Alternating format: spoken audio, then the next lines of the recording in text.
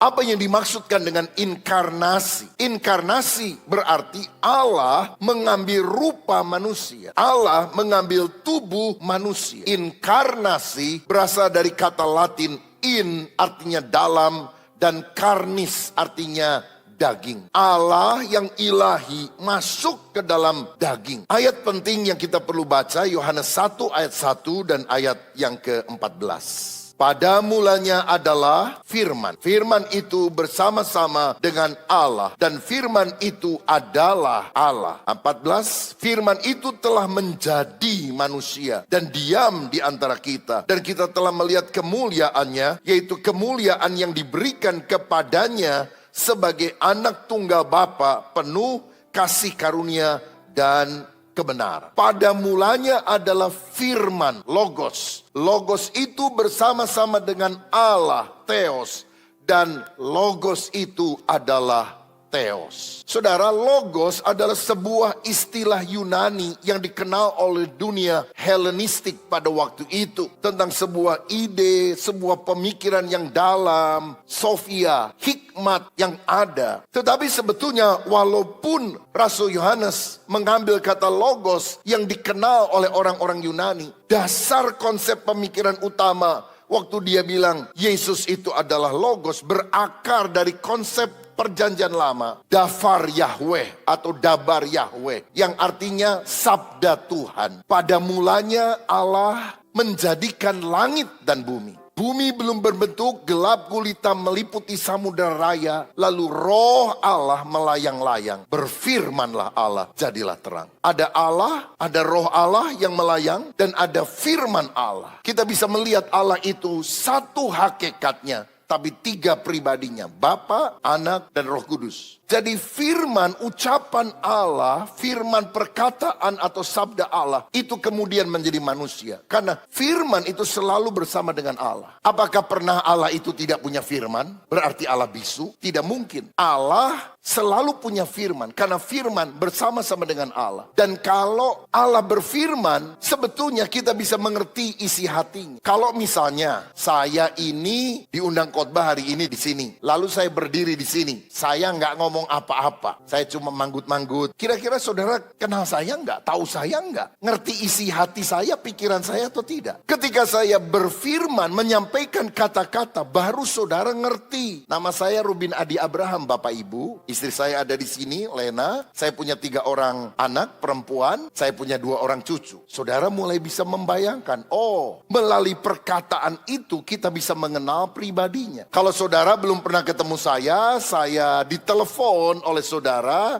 lalu saya sambut teleponnya dan saudara tanya, ini Pak Rubin Adi ya? Saya jawab, bukan, ini perkataan Pak Rubin Adi. Saudara bilang, yang bener aja. Ya perkataannya kan pribadinya. Itu kan representasi daripada pribadinya. Pada mulanya adalah firman. Firman itu bersama-sama dengan Allah, dan firman itu adalah Allah. Firman itu kemudian menjadi manusia. Itulah Yesus. Jadi ini yang dimaksudkan dengan inkarnasi. Allah menjadi manusia. Dan Roh Kudus punya peranan yang sangat penting di dalam inkarnasi Kristus itu. Membuat Maria mengandung anak kudus. Lukas 1 ayat 35. Jawab malaikat itu kepadanya, Roh Kudus akan turun atasmu dan kuasa Allah yang Maha Tinggi akan menaungi engkau, sehingga anak yang akan kau lahirkan itu akan disebut kudus, anak Allah. Jadi siapa yang membuat Maria mengandung? Bukan Yusuf, tapi Roh Kudus. Dan Roh Kudus itu membuat pribadi Kristus yang datang dalam rupa daging tetap kudus, suci, tidak pernah berbuat dosa. Kenapa saudara? Yesus harus lahir dari perawan. Pertama, untuk menjaga agar Yesus tidak berdosa karena dikandung oleh Roh Kudus. Yang kedua, karena kelahiran melalui perawan anak darah merupakan tanda keunikan pribadi Yesus. Tapi saudara tahu, ada manusia yang datang ke dunia tanpa campur tangan, tanpa unsur pria dan wanita. Gak punya bapak, gak punya ibu, tapi ada di dunia. Namanya siapa? Namanya Adam. Adam. Adam gak punya bapak, Adam gak punya ibu, tapi lahir ke dunia. Ada yang datang ke dunia tanpa faktor perempuan, hanya faktor laki. Siapa? Hawa. Hawa diambil dari tulang rusuk Adam. Tidak perlu faktor wanita, hanya faktor pria. Jadi tinggal satu yang sisa. Ada yang datang ke dunia tanpa faktor pria dan hanya faktor wanita. Siapa itu? Yesus. Saudara-saudara, ini adalah cara Tuhan ketika dia masuk ke dalam dunia. Dengan demikian, waktu Yesus datang ke dunia, dia tidak pernah meninggalkan kealahannya. Dia tidak pernah meninggalkan keilahiannya. Jadi hati-hati, jangan pernah berpikir Yesus datang ke dunia, dia tinggalkan keilahiannya. Dia tidak pernah tinggalkan keilahiannya karena dia selalu menjadi Allah. Allah tidak pernah berubah sampai selama-lamanya. Yang dia tinggalkan adalah kemuliaan sorga yang luar biasa, lahir sebagai bayi yang lemah di kandang hina. Makanya saudara, karena kita memahami Yesus menyembunyikan atau menyelubungi kemuliaannya dengan kemanusiaan yang terbatas ketika dia menjadi manusia, maka pada saat dia menjadi manusia, sebagai manusia dia tidak menggunakan kemahaannya. Saudara tahu Allah itu punya sifat maha hadir, maha tahu, maha kuasa. Tapi waktu Yesus jadi manusia yang terbatas, dia bisa lapar, dia bisa sakit, dia bisa mati. Allah tidak bisa mati, manusia bisa mati. Allah tidak bisa lapar, manusia bisa lapar. Allah tidak bisa sakit, manusia bisa sakit. Maka dalam sementara waktu sebagai manusia di dunia, Yesus itu menjadi tidak maha hadir. Allah maha hadir. Tapi waktu Yesus mengenakan tubuh manusia, hakikat ilahi ketemu dengan hakikat manusiawi, dia menjadi God-man, maka sebetulnya dia tidak maha hadir. Berarti Allah yang sempurna membatasi dirinya sehingga dia tidak maha hadir. Pada waktu dia menjadi manusia, Yesus untuk sementara waktu menjadi tidak maha tahu. Sekali lagi, Yesus tidak pernah melepaskan keilahiannya, itu selalu melekat dalam dirinya. Tetapi dia tidak menggunakannya, menyembunyikannya, membatasinya. Sehingga Yesus tidak maha tahu. Dia tidak gunakan kemahatauannya. Misalnya dalam Matius 24 ayat 36, ada satu ayat yang seringkali menimbulkan pertanyaan. Tentang hari dan saat itu, tidak seorang pun yang tahu. Malaikat-malaikat di sorga tidak, dan anak pun tidak, hanya Bapa sendiri yang tahu. Saya kasih contoh, Ibu Megawati, saudara tahu, ketua partai politik PDI Perjuangan, betul? Tapi sekian tahun yang lampau, beliau pernah jadi presiden Indonesia. Saya mau tanya, pada waktu dia menjadi presiden, kalau ada lihat menterinya yang bandel atau menterinya yang tidak berprestasi, bisa dicopot nggak kedudukannya oleh Ibu Megawati? Bisa kan? Apakah kita bisa bilang ketua PDI Perjuangan mencopot menteri? Bisa seperti itu? Bisakah ketua PDIP mencopot menteri? Tidak bisa. Tapi bisakah presiden mencopot menteri? Bisa. Saudara lihat, pribadinya satu, tapi ada dua peran yang berbeda yang dilakukan. Nah, jadi pada waktu Yesus menjadi utusan Bapa, dia bilang hanya Bapa yang tahu. Aku tidak menggunakan kemahaanku untuk sementara waktu, dan aku adalah utusan Bapa yang harus selalu hormat. Mana yang merupakan hak Bapa untuk menjawabnya dan bukan aku. Ketika menjadi manusia, mengosongkan dirinya, maka Yesus menjadi tidak maha kuasa untuk sementara waktu. Lalu saudara bilang, kenapa Yesus menyembuhkan orang sakit, berjalan di atas air dan sebagainya? Kisah 10 ayat 38, yaitu tentang Yesus dari Nazaret, bagaimana Allah mengurapi dia dengan Roh Kudus dan kuat kuasa, dia yang berjalan keliling sambil berbuat baik dan menyembuhkan semua orang yang dikuasai iblis, sebab Allah menyertai dia. Bagaimana Yesus bisa menyembuhkan orang sakit, mengusir setan? Karena Roh Kudus yang mengurapi dia. Saudara ingat, pada waktu Yesus lahir sampai usia 30, waktu dia dibaptis, dia tidak pernah melakukan satu mujizat. Ketika Yesus datang ke dunia, dia membatasi kemahaannya untuk sementara waktu. Dia menjadi manusia yang terbatas.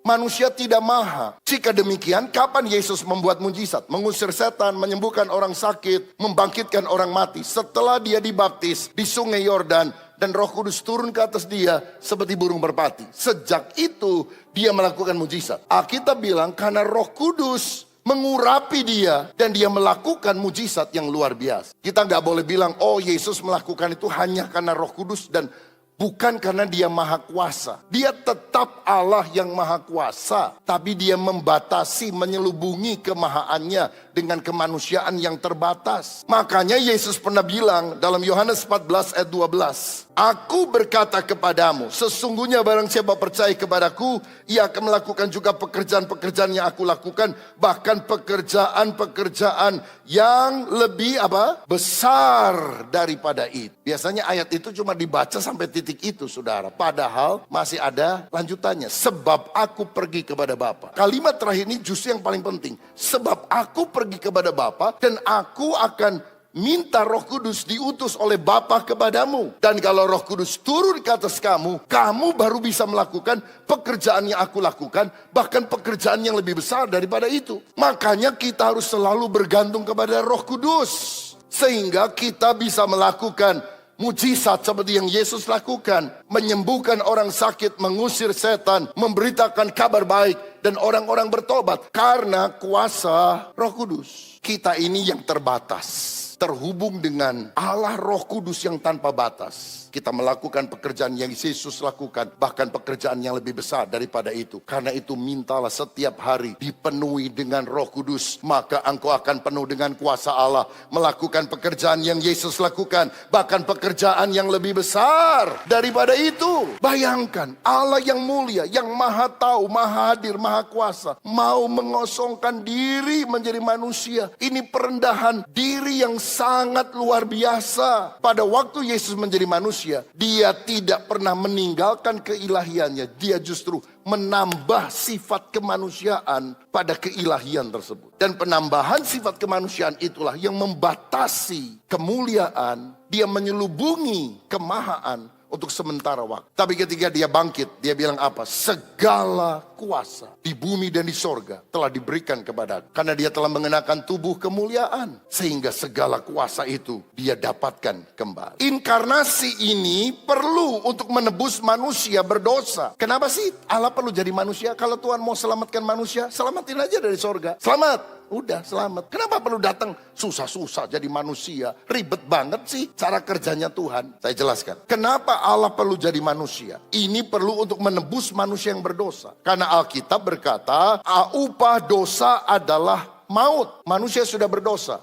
Hukumannya apa? Mati, maut, masuk ke dalam neraka. Sehingga untuk menebus manusia berdosa, Allah harus fair. Allah harus mengikuti, kalau boleh dibilang, aturan main yang dia tetapkan. Kamu berdosa, kamu mati. Supaya manusia tidak mati, maka Allah harus datang ke dunia menebus manusia yang berdosa. Karena itu Allah harus mati. Tapi kan gak mungkin Allah mati. Makanya Allah yang tidak bisa mati itu harus menjadi manusia yang bisa mati, tanpa meninggalkan hakikat kealahan. Ada yang tanya, waktu Yesus mati sebagai Allah atau mati sebagai manusia? Filipi 2 ayat 8 berkata, dalam keadaan sebagai manusia, ia telah taat bahkan sampai di kayu salib. Dia mati di kayu salib. Jadi jelas Alkitab bilang dalam keadaan sebagai manusia. Allah tidak mungkin mati. Manusia bisa mati. Makanya Allah menjadi manusia.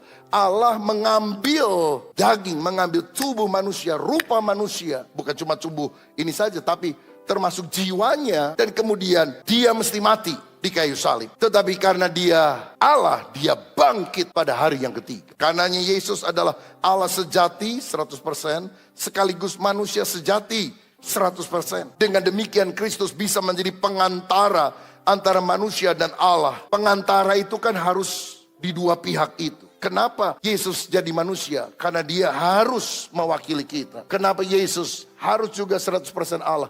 Karena dia adalah Allah yang harus menebus dosa manusia. Makanya dia mati di kayu salib, saudara.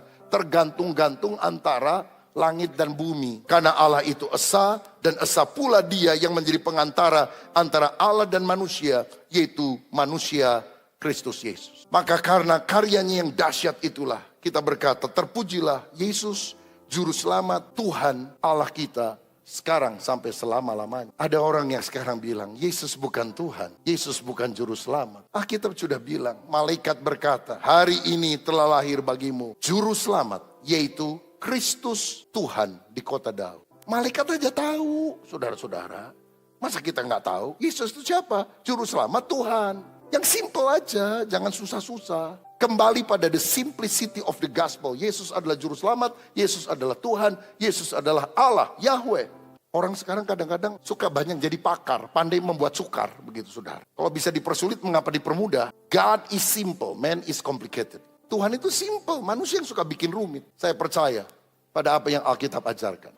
Yesus adalah Tuhan, Yesus adalah pencipta, Yesus adalah juru selamat. Kenapa orang-orang pada abad mula-mula rela dimakan oleh singa, rela dibunuh oleh orang-orang Roma, rela dikuliti sampai mati. Murid-murid Yesus itu kebanyakan martir, saudara-saudara. Kenapa? Karena mereka percaya Yesus Tuhan, Yesus juru selamat. Sampai mati kita harus berkata, aku percaya Yesus adalah Allah yang menjadi manusia.